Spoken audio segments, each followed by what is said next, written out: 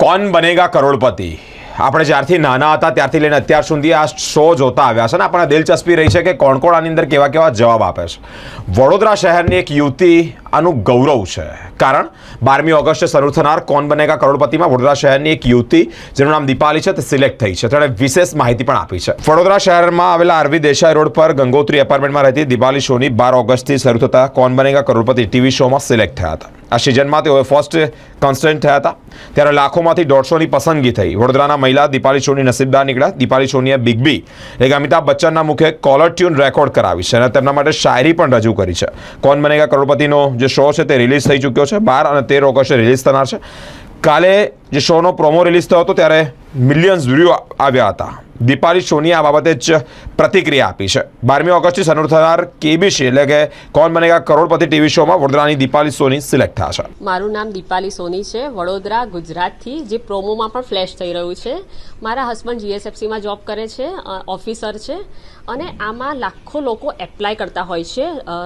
SMS લાખો લોકો apply કરતા હોય છે SMS થ્રુ, અને પછી સિલેક્ટ થતાં હજારોની સંખ્યામાં જીકે ટેસ્ટ 6000 લોકોનો જીકે ટેસ્ટ હતો આ વખતે, અને 6000માંથી એલિમિનેટ થતાં 3000 લોકો રહ્યા, અને એ લોકોના પર્સનલ ઇન્ટરવ્યૂ લેવામાં આવ્યા.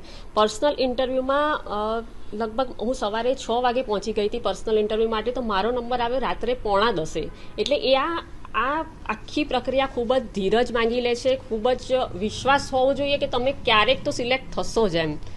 અને 9:45 મારો લગભગ ઇન્ટરવ્યૂ સ્ટાર્ટ થયો અને અડધો કલાક જેવો ચાલ્યો. ઇન્ટરવ્યુઅર પણ ખૂબ જ ખુશ થઈ ગયા અને એમણે પણ કહ્યું કે મેડમ તમે અત્યાર સુધી કેમ સિલેક્ટ ના થયા, જે મારા માટે ખરેખર પ્રાઉડની વાત છે. પહેલી વાર બચ્ચન સાહેબ સામે આપ પહોંચ્યા, ફિલિંગ શું રહી? આપે બચ્ચન સાહેબને સામેથી કઈ સવાલ કર્યો કે એમને સામેથી તમને કંઈક પૂછ્યું? મેં બચ્ચન સરને કીધું, સર હજુ એકવાર મારું નામ લો, હજુ એકવાર મને રિપીટ કરો, હજુ એકવાર મારું વડોદરાનું નામ રિપીટ કરો.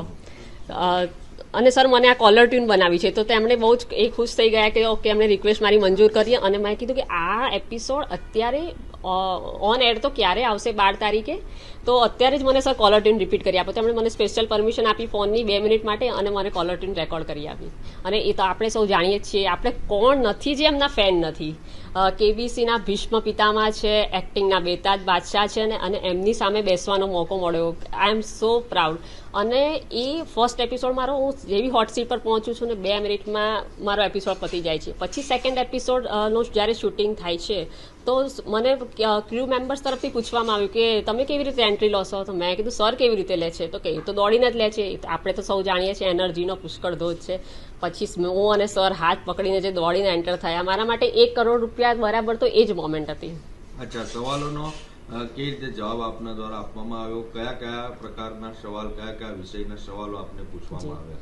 Mythology, current affairs, sports, dynasty, બધા એક પણ બાકી નથી. અને સિંગર કે ભાઈ મ્યુઝિક વાગવામાં આવ્યું કે આના સિંગર કો પહેચાનીએ, બધા જ ક્વેશ્ચન હતા. અને સરે મને 2 વાર ઓન સ્ક્રીન અને ઓફ સ્ક્રીન પણ વખાણ કર્યા કે you really played well ma'am.